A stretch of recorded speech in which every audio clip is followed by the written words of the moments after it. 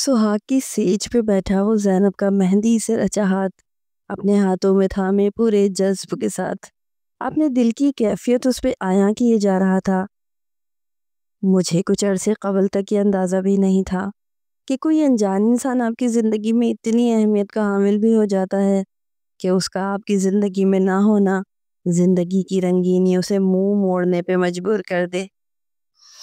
मुझे तुमसे ऐसी कोई जुनूनी मोहब्बत नहीं थी, बल्कि मोहब्बत क्या, मैं तो तुमको जानता तक नहीं था। लेकिन तुम्हारी अच्छाई और इस मासूमियत ने मेरा दिल जीत लिया। तुम्हारा बहुत शुक्रिया मेरी ज़िंदगी में आने के लिए। अपने एहसास से छूकर मुझे संदल कर दो। मैं कि सदियों से अधूरा हूँ, मुकम्मल कर दो। ज़ैनी, तुम मुझसे शादी से इनकार कर दो। अभी सब कुछ तुम्हारे हाथ में है और तुम्हारी अम्मी ने खुद मुझे कहा है कि तुम्हारी मर्ज़ी मालूम करूँ। कॉलेज कैंटीन में समोसों और पेप्सी से लुत्फ़ अंदोज़ होते हुए ज़ैनब और महा में बातचीत जारी थी। महा प्लीज़, सिर्फ़ इस बात पर कि ज़ुहैब को फुल बहरी है मंगनी तोड़ना मुनासिब नहीं, जबकि मैं जानती हूँ कि ये जल्दी बीमारी ज़रूर है, लेकिन ना ये मौरिसी है और ना ही एक दूसरे को लगती है। सिर्फ़ जिस्म पर सफ़ेद निशान अजीब से लगते हैं। ज़ैनी, तुम तो पागल हो। सारी शक्ल सूरत भी आहिस्ता आहिस्ता बिगड़ सकती है। अभी सिर्फ चंद निशानात हैं, सारे जिस्म पर फैल गए तब सर पकड़ के बैठ जाना कि अब क्या करूं। और सबसे बड़ी बात कि ज़ुहैब के घर वालों ने इतनी बड़ी बात छुपाने की कोशिश की।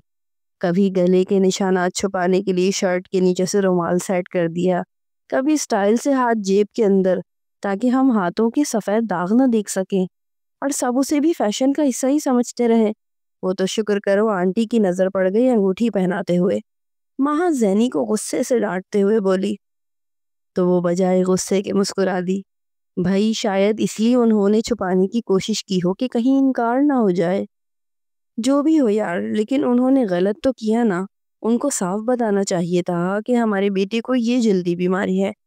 माँ अब भी अपनी बात पर बज़िद थी। यार ये बात मेरे लिए इतनी अहमियत नहीं रखती।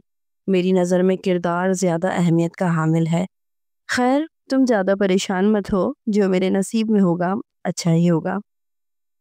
ज़ैनब अभी एफ़ए में होने के बावजूद कम उम्री की निहायत समझदार और सतही सोच से कोसों दूर इंसान के बातिन को अहमियत देने वालों में से थी।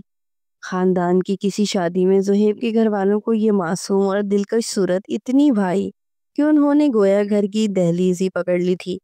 मगर ज़ुहैब को फुल बहरी है ये बात वो मुकम्मल तौर पे छुपा गए, क्योंकि चेहरे पे कोई निशान नहीं था। वो बड़ा वजीह नौजवान था। गले और हाथों में कुछ सफ़ेद सफ़ेद से निशानात थे, जो बावजूद छुपाने के बिलाखिर नज़रों में आ ही गए। महा जो उसकी बेस्ट फ्रेंड थी, उसके ज़रिए उसकी राय भी ली गई और समझाया भी गया, मगर उसने कह दिया कि इस बीमारी की बुनियाद पर इनकार न किया जाए। इस कम उम्री में उसके फ़ैसले पर सब हैरान थे, क्योंकि उसने तो अभी तक ज़ुहैब को देखा भी नहीं था, मगर फिर भी उसकी साइड ले रही थी। जबकि ज़ैनब ये जानती थी कि वो किसी की साइड नहीं ले रही, बल्कि उसे अपने रब पे बहुत भरोसा था कि वो इंशाल्लाह बेहतर ही करेगा। ज़ुहैब ज़ैनब का दूर पर का रिश्तेदार था, सालों से मेल जोल नहीं था। ज़ैनब के वालिदैन भी आजकल ज़ैनब के लिए किसी अच्छे और शरीफ ख़ानदान के रिश्ते की तलाश में थे।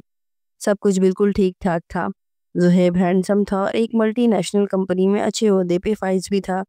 दोनों घराने की बाहमी रजामंदी से मंगनी का दिन तय हुआ, और फिर मंगनी वाले दिन ज़ुहैब के हाथ में अंगूठी पहनाते वक्त अम्मी की नज़र ज़ुहैब की उंगलियों पे पड़ गई। सफ़ेद निशान जो कि बर्स के निशान थे। अब ज़ैनब के घर वाले कतई इनकारी थे इस रिश्ते से। उनका कहना था कि मैं अपनी बेटी की शादी एक ऐसे शख्स से नहीं कर सकता जो इस तरह की बीमारी में मुब्तला है, जिससे मेरी बेटी को उसके साथ चलते हुए कॉम्प्लेक्स हो। जब ज़ुहैब के वालिद को इनकार का पता चला तो उनको मनाने के लिए एक रात उनके यहाँ ठहर गए थे, मगर अब्बू का इनकार इकरार में ना बदला, और आखिरकार उसके ससुर ने अब्बू के सामने हाथ जोड़ दिए कि यार इस बीमारी की वजह से पहली मंगनी भी टूट गई, और जहाँ भी रिश्ता लेके जाएं फुल बहरी का सुनते ही ना हो जाती है। तुम दूर पार के ही सही मगर मेरे भाई हो, मेरे हाथों की लाज रख लो, अब हाँ कर दो। मेरा बेटा इस बीमारी की वजह से कॉम्प्लेक्स का शिकार होता जा रहा है। उसकी इस बात पर ज़ैनब की आंखों में आंसू आ गए। جو چائے کی ٹرے تھامے کمرے کے باہر کھڑی سب سن چکی تھی۔ ابو کہہ رہے تھے، ارے ارے بھائی صاحب یہ کیا کر رہے ہیں، مجھے شرمندہ تو نہ کریں، میں بھی اپنی بیٹی کی بھلائی کے لیے یہ سب کر رہا ہوں، مجھے معاف کر دیں لیکن میں مجبور ہوں۔ وہ بیچارے مایوس اگلے دن اپنے گھر چلے گئے۔ ان کے جانے کے بعد امی نے ایک بار پھر زینب سے پوچھا کہ تمہارا کیا خیال ہے اس رشتے کے بارے میں؟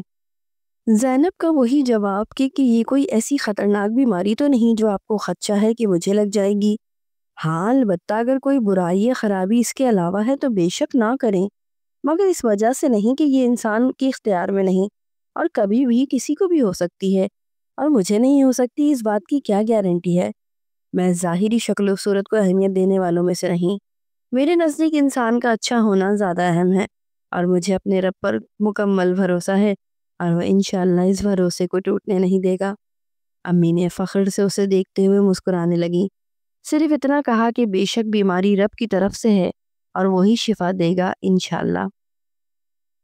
رمضان کی آمد تھی اور زہیب کے گھر والوں کے جلدی مچانے پہ عید کے 2 دن بعد کی ڈیٹ مقرر کی گئی، اور آخر وہ مبارک دن آ ہی گیا۔ وہ جلائے عروسی میں بیٹھی اپنے حسین روپ کو سنوارے وہ بے انتہا خوبصورت لگ رہی تھی۔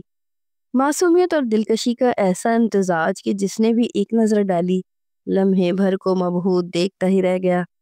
انجان جگہ، پرائے لوگ، انہی وسوسوں میں گھری زینب گھبرائی ہوئی بے خیالی میں اپنی چوڑیوں سے کھیل رہی تھی، جب دروازہ کھلنے کی آواز آئی اور ساتھ ہی بھاری قدموں کی چاپ قریب آتی سنائی دی تو وہ سمٹ کے بیٹھ گئی۔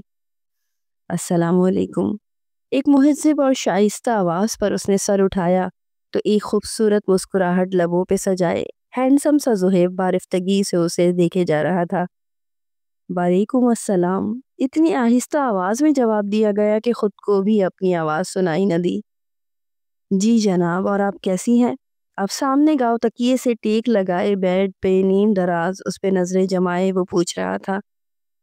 میں نے سنا ہے شاعری بھی کرتی ہیں، تو آپ مجھے کوئی غزل سنا سکتی ہیں؟ جی؟ اپنی بڑی بڑی آنکھوں میں حیرانی سموئے وہ اسے دیکھنے لگی۔ آپ کو کس نے بتایا؟ آپ چھوڑیں اس بات کو کہ کس نے بتایا، آپ مجھے کوئی غزل سنائیں۔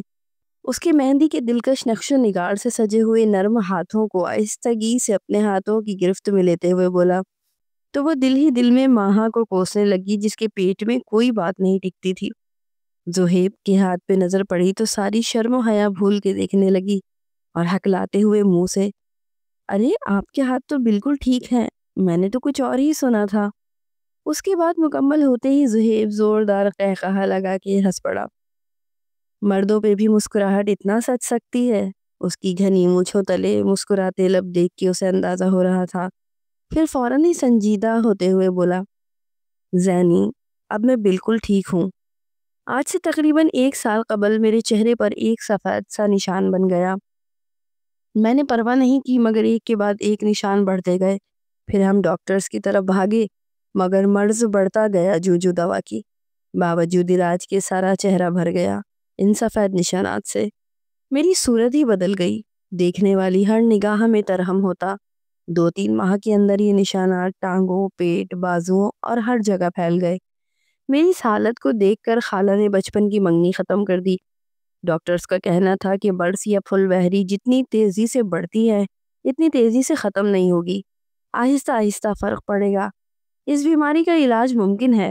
اللہ کے کرم اور ڈاکٹرز کی محنت رنگ لائی، اور جہاں جہاں سفید نشانات تھے وہاں آہستہ آہستہ سیاہ کھرنڈ بنتے جا رہے تھے جو بعد میں اتر جاتے اور نیچے سے جلد بالکل نارمل آتی۔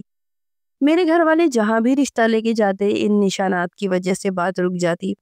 جب تمہاری منگنی کی بات چل رہی تھی تو صرف گلے اور ہاتھوں پر نشانات باقی تھے، چہرہ مکمل صاف ہو چکا تھا۔ مگر پھر تمہارے گھر والوں کی نظر ان نشانات پہ پڑ گئی اور انہوں نے انکار کر دیا، اور پھر بات تمہاری اقرار پہ ٹھہری تو شکر ہے تم نے ہاں کر دی۔ اور اللہ کی مہربانی دیکھو، رمضان کے مبارک مہینے میں میری سب دعائیں قبول ہو گئیں۔ نہ صرف اس بیماری نے جان چھوڑ دی بلکہ رب کا قرب بھی پا لیا، اور میرے گھر والے تو بہت شکر گزار ہیں تمہارے، کیونکہ وہ میری وجہ سے بہت پریشان رہتے تھے۔ میں خود اس بیماری اور لوگوں کی تمسخر بھری نظروں کی وجہ سے اپنا اعتماد کھوتا جا رہا تھا۔ بہت شکریہ میری زندگی میں آنے کا۔ زینب نے محبت اور احترام سے اپنے جیون ساتھی کو دیکھا جو اس کو محبت پاش نظروں سے دیکھے جا رہا تھا۔ اللہ نے کسی انعام کی صورت تمہیں میری زندگی میں بھیجا ہے اور میں ہمیشہ اس تحفے کی قدر دل و جان سے کروں گا۔ زینب کی نیک نیتی اور کسی کا مان رکھ لینا رب کو اتنا پسند آیا کہ اسے بے تحاشا نواز دیا۔ اتنی خوبصورت عید پر اسے اپنی ہی قسمت پر اشک آئے جا رہا تھا۔ بے طلب اور بے ارادہ دے، دل کو ایک معتبر سا وعدہ دے، عشق میں وصل کی کہانی کو تو ہی کوئی حرف سادہ دے۔